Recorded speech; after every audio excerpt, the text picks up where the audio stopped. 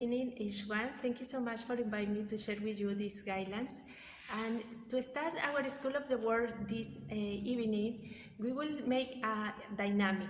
The dynamic will consist into to think into situations in your life that you were passing through difficult moments.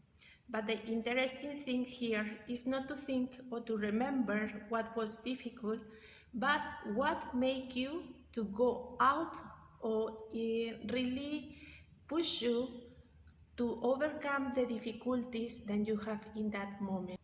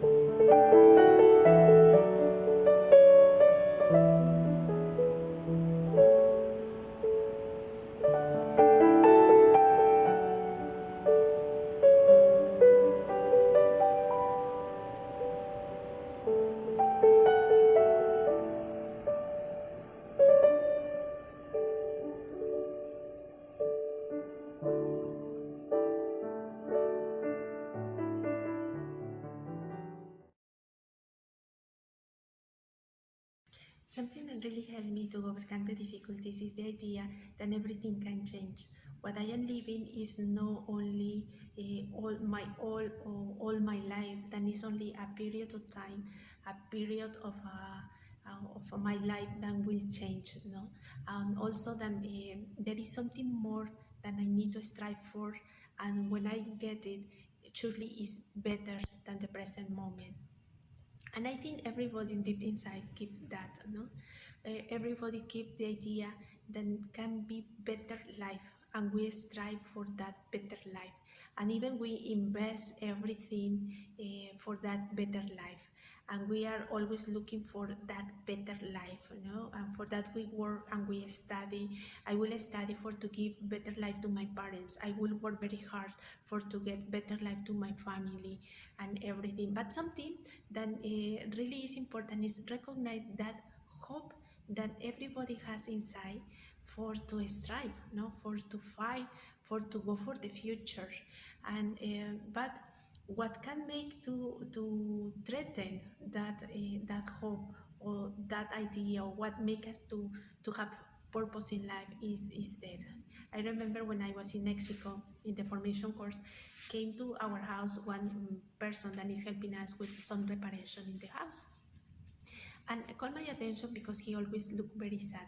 And one day I approached to him and I tried to make dialogue, and I realized that he has a very difficult life, but especially because one of his son committed suicide when he was 21 years old. And he was telling me, so hard, I cannot overcome. I don't understand until now. Always I have the question what happened. Even he didn't left a letter for to know what is going on. And I really feel guilty because I didn't say, was very saddening for them, no? And something that he said that really marked me was, say, sister, everything, all the problems in the world have solution, but death doesn't have solutions. Once arrive death to the person that you love, you cannot do anything. When we touch death, sometimes seems that is our limit, that we cannot do anything for to change the situations. Then death is really a threat for us, no? Even Paul said, no, every day we live threat by death, no? Because we announce Christ, but during this time of pandemic, we are really threatened by death, no? Every day, literally every day, no? But not for Christ, but for COVID, no? And really, we are living in a time that is with fear. I don't know you, but sometimes I feel myself that I am in fear to lose my beloved one. Or sometimes I ask, when will be my time, no? And we can see in the news every day numbers that are increasing, people that is dead, even in our Viber, Facebook, Twitter, everywhere in our masses, the list of people that they are asking for prayers because they are sick, because they got COVID, or maybe because they lost one beloved one, really make us to feel, oh my gosh, what is going on? And when came the vaccine, maybe many of us really rekindle our hope. Maybe can change the situation. Maybe next year will be different already. Maybe next year will we have, I can go very freely everywhere. But when came the variant again, it's like, oh my gosh, when is my time? There is one, I was talking these days with one person, and she was telling me, it seems like the possibilities are reducing, and I only say, when is my turn? No, when will be my turn? Because seems the situation around me, no? And that, no, like, if, seems that in front of them we cannot do anything. But maybe when we are praying about eternal life, it's very good to think about this topic. And especially when we are touching every day and when we are facing every day, to pray about with the Lord and to ask Him, Lord, for you, what was death? How did you live it? And what make you to live in different way and to understand? I think death, God never wants the death and the people that He loves. Actually, in the Bible said that He didn't create death, no? But we die. That is a reality that we die, no? And I like so much because when I was praying about it, to observe or to contemplate Jesus in the passage or in the gospel, in the passages in the gospel, sorry, it's very interesting because I see that Jesus didn't deny death, but He really took it as a part of His human being, as a part to be a human. When He incarnated, He really assumed death. He took the misery of death. No, many saints speak about that. No, misery of death, and He was very human, and He really suffered in front of death. He shared with us the same fear that we feel. In John 12, when He's talking about the grain that need to fall in the soil and to die for to bear fruit, after that He said, "My soul is in sorrow. I am really in anguish, in troubles." By different translation, no? But the expression is that He, in front of them, He really doesn't want to die, no? That He suffered, and to think how will be His death, He suffered more, no? Because He will pass through the passion. A man that was 33 years old, very young, and we can say, no, oh, so pity that he died very young. But He really died, no? He really died. And He, in the Gethsemane, was asking the Father to take out that chalice, no? Take up this cup of suffering. I don't want, no? But He really passed through, no? And we know that He died in the cross. And also He was a person that really expressed the sadness and cry for the people that He loved when they die. And we can see in John 11 when Lazarus died. And He went to the tomb and He started to cry and to cry there, no? And the people say, oh, look how He loved him, how He was loving him, no? That He really cried very, very strong, no? And also when John the Baptist died, also he went to and separate himself and stay some days in prayer thinking about that he was dying, no? Like he is very human, then cannot keep the tears for the friend, then can feel the sadness when he lost someone, no? But also he announced the resurrection, and he raised again to Lazarus to life, but he after died, no? Again, but and He presents Himself with the power that He can give life.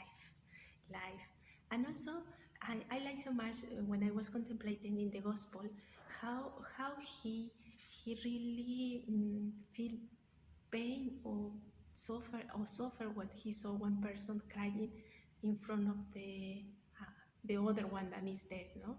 The widow in Luke 7 is very nice because he said that the passage says that he will enter in the city, and when was a funeral there, no, they were passing with the young man, and he saw the mother, and the mother was crying for the son. And after he approached to the woman and told her, no, don't cry, don't cry. No, I find very tender and very, very compassion in front of the pain of the mother. No, imagine when one mother lost her child, really the suffering. And the passage said that he also cried. He wept. He wept and touched the coffin and said, "Young man, get up." And the guy stand up, no, and be alive again. He was alive again. And also when it's in the passage of the Talita Kum, when they are crying, I say, why you cry? Don't cry. She is only resting, no?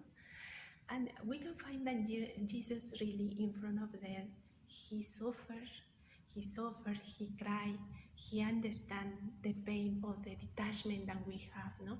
They say when we die, something that makes us to suffer is only the idea that we will not exist, that we will not be part of, than the disconnection that we have with the others. We cannot relate already with the people that we love. We cannot relate ourselves with ourselves and with the world, and that really makes us to suffer, because to relate with the other things is to exist. To be alive is to exist, not to be dead is not to exist. No? So it's the fear not to exist and not to be, and to be nothing, nothing. And I like so much because in the incarnation, Jesus didn't deny, as I say, no, didn't deny death, but he really faced it. And death was not something abstract, mysterious, but something that he really faced it and lived it, and was like a condition for to live every day. And it's very beautiful because he said in John 10:18, he says, no,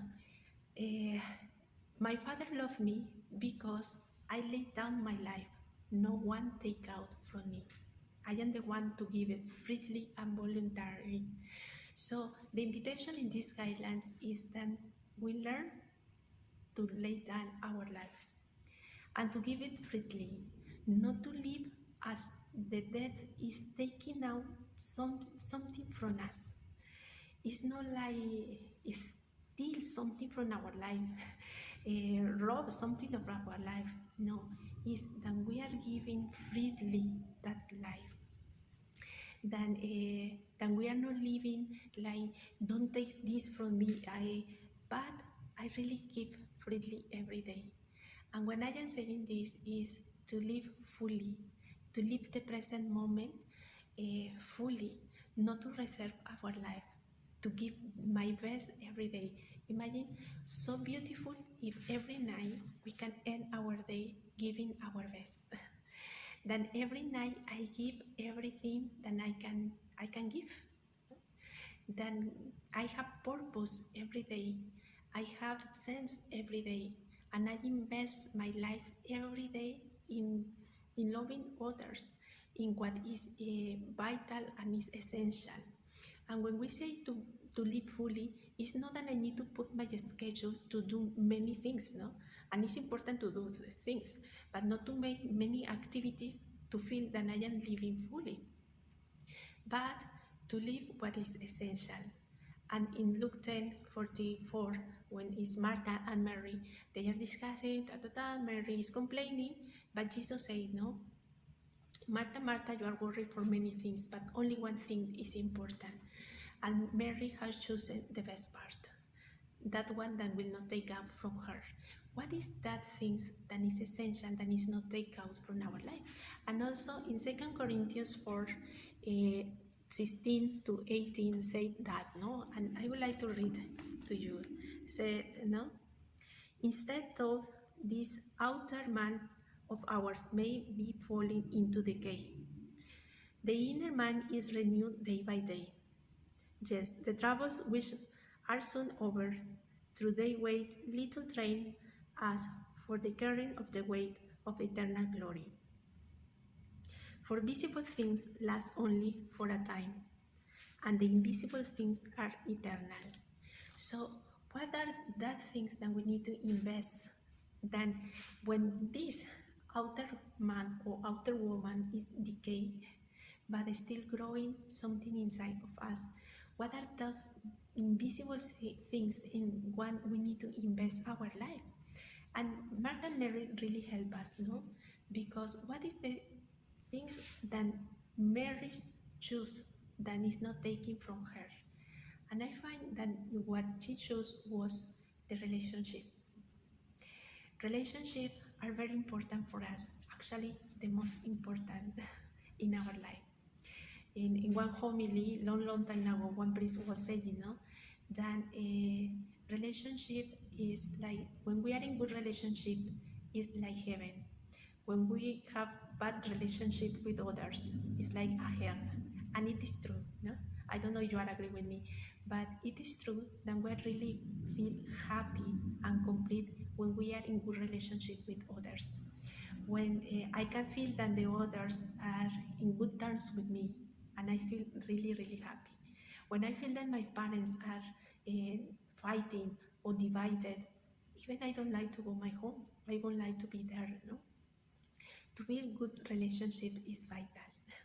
It's vital, and especially is during this time when we really value the people that we have around us. I think I shared a long time ago, one of my sisters was complaining of my brother when I went to visit them at home. And she was really complaining and complaining.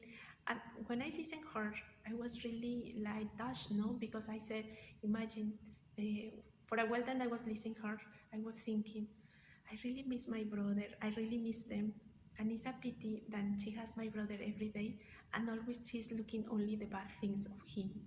And he didn't value that he is alive, that he is still joking with her, he is still doing things for her, and I would like to be my brother more close to me, because of course as a missionary I made the option, to be far from him. And I was telling to her, no, why you speak like that speak like that of my brother or our brother, no? Why don't you value that he is alive and you can cherish him every day? I think that is very, very, very beautiful. If every day we can really finish our day to tell the others that we love them. They say that normally the regrets before we are dying is especially two: the things that we didn't say and the things that we didn't do to others. When the people say, I didn't tell that person that I love so much, I was with this person every day, sharing every day, and never I told her that I love you. Or I was not I was not able to go to a sorry to this person. And of course, it's difficult for me because I didn't spend the time with this person that I love. And I don't want to leave them because I want to really spend the time with this person. No? To spend our time, to say I love you, to cook one day for them, and not to get used to live with the people that is around me. It's very important. That every night, as I said before, every night we can finish saying, I give my life, I say, and I can die tonight. I don't have death with anybody. I give everything that I have to others. So, and I love them, and I told them that I love them. And also to say, no, that when we say to love others is to say that they will not die. Because when we love one person, that person became part of us. Their history or her history, his history, or her life became part of me. His joy, his suffering, her joy or her sufferings is part of me, and that person remains in my heart, and I am the one to making alive that person, because that person makes something for me. And also, when I do something good for others, they always will remind me, and it's very beautiful that really love mark the life of others and mark the history of many people. And it's so nice, and my experience as a missionary, that sometimes I have many, many years that I don't visit some people and they still remember me with so much love, like the first time that I met them, because they find that I love them. So beautiful to allow to allow to be loved also, because in that way allow that they can really be part of my life, but also when I love them I can be part of their lives, no, and I really transcend in the life of others. For that to say I love you is to say you will not die. And when we see Jesus in the cross, he say, I love you and I really will suffer for you. It's like, even I will die for you means you never will die. I am waiting for you. And I would like to end these guidelines with one experience. When I was in Japan, I met one lady. I have the opportunity to go to Japan, no? Before I went to visit my family, only 1 week with Kyoko. Maybe some of you know her, no? And I met this lady. Then she is a nurse, and she was before she was Buddhist. And I was asking her, "What made you to convert to Catholic?" And she was telling me, because when I was in the hospital, I was taking care of the people that is in the last moment, no, dying with cancer, all these things. And she said, and called my attention that many of them die very fast and they suffer too much, like they lose sense of life, they don't have purpose. And after I met and one person, then she was like she was suffering too much because she has a cancer, and but she was like in peace, she was happy, and she was not afraid to die. And I approached to her, why you are not afraid to die? And she was telling to this person, no, because uh, because I know that God is waiting for me with open arms. He's preparing a place for me. He's preparing my house when I arrive there, and I am excited to go with him. Even if I will suffer because I will leave my family, I don't want it. I still to tell him wait a little bit, But I know that I will go with the person that really loves me, and I give what I can give. Um, and also, she was so how she suffered. I said, but when you suffer, why you don't complain, no? And she said, because in a way I am really united with the suffering of Christ. And when I offer for many people, they can have life and they can have hope or faith, no? She was praying for the faith of the 80s in Japan, no? The people, and many people, young people, then commit suicide.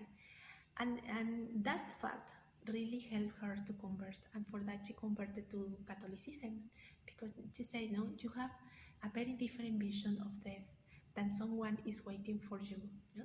And even if you are suffering, the suffering have a sense in your life, because you are united and you understand in different way the suffering. And yeah, she was converted, no? I think as a Catholic, or as a person that we believe, to live every day with sense, and even the difficulties, knowing that there is something better waiting for us, really give a purpose and meaning what we are doing every day, and to live fully every day. Then life is not taken out from us, but we are living, giving freely and voluntarily, no? Loving to others, loving the people that is around us, announcing also that our life doesn't have limit, that there is something, that there is hope, and in midst of the difficulties, when we are loving, we can transcend. So I will invite you to pray that, no, and also to see maybe death not as a threat, but that make us to live with purpose every day.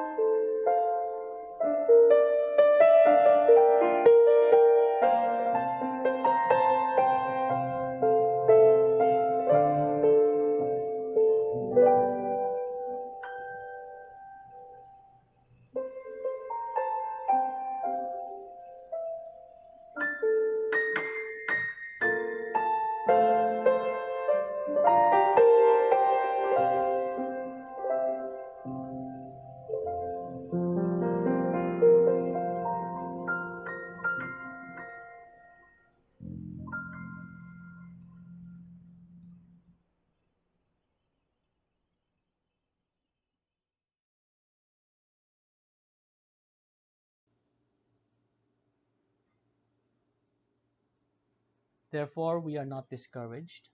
Rather, although our outer self is wasting away, our inner self is being renewed day by day. For this momentary light affliction is producing for us an eternal weight of glory beyond all comparison. Good evening, everyone. I am Abel, a Verbum Day disciple from the Manila-Pasig community. Our topic tonight, now, the truth of faith that we are exploring on eternal life, it's not the easiest topic to explore, particularly because of how distant and how abstract the idea of it can be. For a lot of us, the reality of eternal life, it's very very far away from where we are right now. At least for me, this is a challenge I face with it. Everyday pandemic life has been constantly worrying about staying safe, staying healthy, staying indoors at home to avoid contracting the virus. And my life has been boxed in, no, and limited so much, no, literally by the physical walls of my house, but also with anxieties of daily living, no, I carry right now. And I feel this would be much worse for other people, those who have to go out to earn a living for their families. They can't afford to fall sick while doing so. Also, others have even greater anxieties, like they have family members who have fallen ill that they want healing to go to, or even worse still, no, to have to face that reality of grieving and loss. So many things, so many anxieties can detach us, no, make this idea of eternal life even more abstract, even further from our current reality. How can eternal life help me right now? Oh, these were the words I had, no, as I was preparing for this testimony. And indeed, the words themselves sound a bit wrong, no. I'm asking about eternal life and then demanding for it to help me right now. It feels very distant, right now in my present life. But in my prayer, I was led to the words of 2 Corinthians 4:16 to 17, which I read earlier. Although our outer self is wasting away, our inner self is being renewed day by day. For this momentary light affliction is producing for us an eternal weight of glory beyond all comparison. My prayer led me to the light that there is a hope beyond everything, that there is a bigger thing, a much bigger picture beyond this small life right now. That what is happening to me right now, it's not the be all and end all, but that God's grace, God's glory, can be there after everything, beyond everything. The context in the reading may be different. Now, the words refer to the sufferings that they faced in spreading the gospel, while mine are my personal ones in daily living. But the invitation for me, it was there, that I should offer these challenges, the difficulties that I face, to God, and unite them to God, to let Him touch my life where I am right now. By bringing the challenges and difficulties I face to God, He can renew me day by day, even as I struggle. And by being united with God, the struggles gain a bigger meaning, since through them I am able to share about God's love for me through these challenges. This time of pandemic, there has been many times when I felt particularly down and particularly disconnected from my friends, from my family, because of the isolation, because I have to stay at home. Having our weekly online the group sharings, they helped me through these times, because through them I could receive God's love. Through the guidelines, the testimonies, and the sharings in my small group, God let me hear His voice and let me hear His message of love. He was no, I was constantly reminded, I was constantly reassured that God's love is there for me. And by being able to share about my struggles to my small group, and sometimes through guidelines, and sometimes through testimonies like today, I could in turn share about God's love for me to others. This was a concrete way in which God has been inviting me, to love during my struggles with feeling isolated. That I remain open to receive His love, and share it to others around me, even if the ways that I see, are what feels like small little ways. Through this means of loving, of sharing and extending God's love for me, God is enabling me to live more fully, even in this time. This was God's way for me to live His eternal life in the reality I am currently facing. So, how does eternal life help me right now? Eternal life is helping me live my life more fully and with a greater purpose.